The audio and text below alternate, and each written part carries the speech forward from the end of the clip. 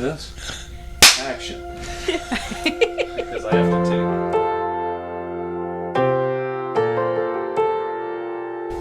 I'm Matt Farson.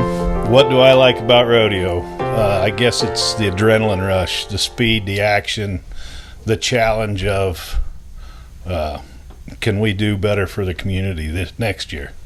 I'm Riley Farson, and my favorite thing about the rodeo is probably the people and the community that comes with it.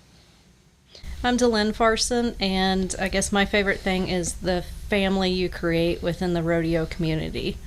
Your family went through a life-altering trial on July 30th of 2023. Take us through what you remember most about that day.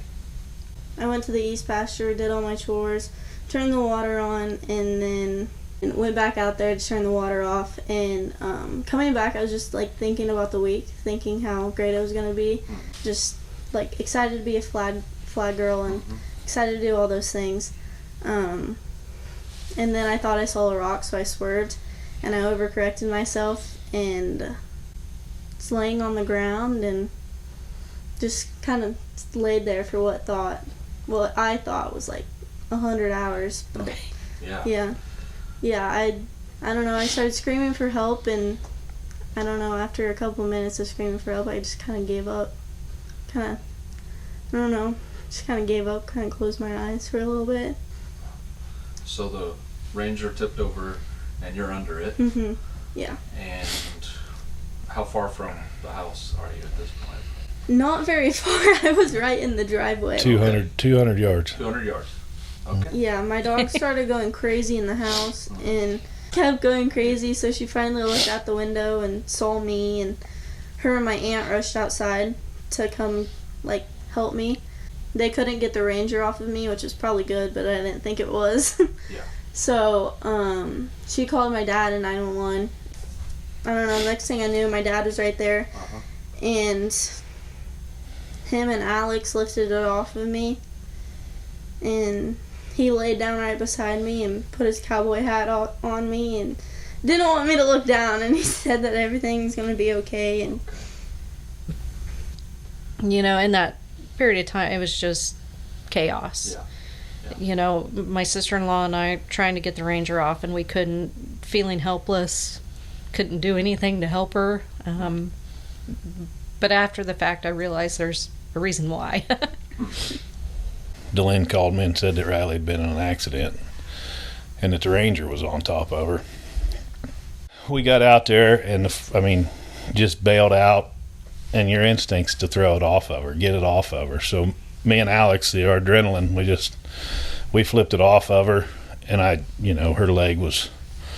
her foot was clear back here by her knee.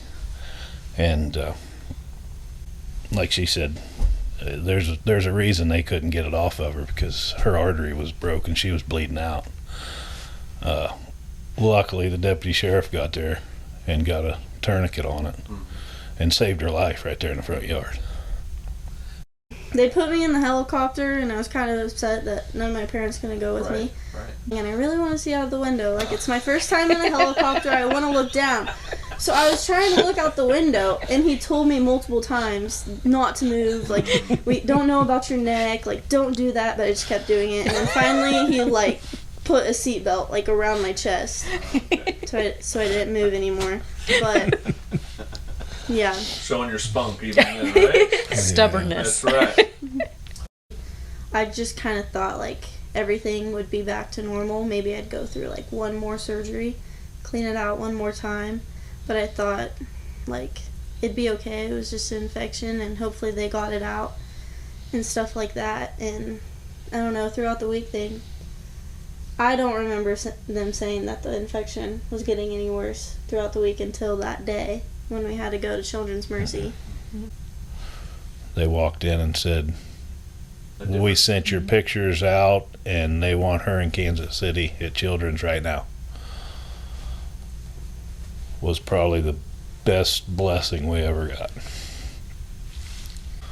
So Being sent to Children's Mercy was a blessing. I mean, a true blessing. Probably the second act that saved her life during this whole ordeal.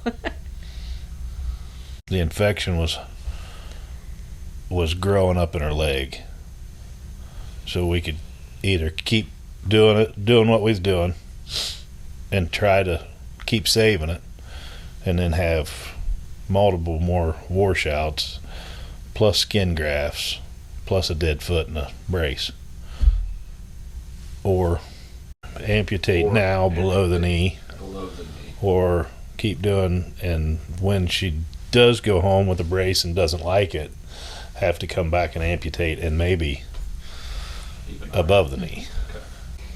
I didn't really want to have it amputated because, I don't know, you just don't want to in the moment. But after I heard that that was what the surgeon thought was best, and my parents thought what was best, and I thought it was the worst decision of my life, but looking back at it, it was probably the best that I made. So this is for everybody. Tell us how you sensed the Lord meeting you in the midst of this huge trial. Trust in him, and I don't know, just no matter what happens, know that it happened for a reason. Once we got to talking to people, just like the sheriff's deputy, after talking with Connor, he said he had the option of going to Harrington or Solomon that morning. And for whatever reason, he chose Solomon. And thank the Lord he did, because otherwise we probably wouldn't have had that fast response and that tourniquet put on so quickly. Same way with the, by chance that following Saturday morning, I think it was a resident surgeon, he didn't like the way her ankle looked and the wound looked, and thank the Lord he sent those pictures on to some colleagues at Children's Mercy, because that, second act of saving her life. So from before the trial began to now, 2 years later, how would you say your perspective is different? That anything can happen at any time. Yeah, the question of why did he put it all on me? the thankfulness of, I'm glad he chose me. It makes me a better person, I think. But big decisions that had to be made that you never want to make. But right. So Riley, you are incredibly resilient, tough, stubborn, I've heard even, right? Just a little bit. That resilience, that toughness, how do you explain that? I just told myself that it all happened for a reason, and that you can't drown in your sorrows. You have to get up and do something about it. that's just how she looks at life. That's not stopping her from doing nothing, whether it be riding a horse, playing volleyball, basketball, running, living. I mean, That's right. it will be okay. It may not seem like it at the time, but it will be okay. there is a positive to this, regardless of how low you are right now. Yeah. There are brighter days. Same thing as this. That's a first.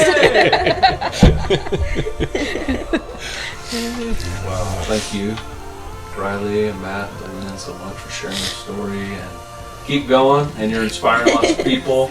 Be tough, resilient, and maybe a little stubborn. That's good. Yeah. All right. Yeah.